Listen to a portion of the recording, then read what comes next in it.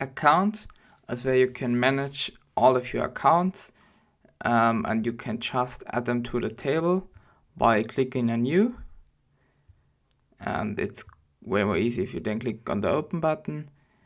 Then the side window pops up and you can just give it a title, which in this case is your user name. We can make something like Chocolate Lava 111.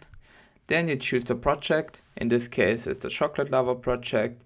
You can write down your login email and the platform you're using it on. For example, is it TikTok, Instagram, whatsoever. If you want to create a new platform, for example, we're using Twitter, just start typing and then hit enter. Yeah, if you want to create a new project, it's completely the same. Just X this one and try it down. Chocolate project, hit enter, and you just created a new project.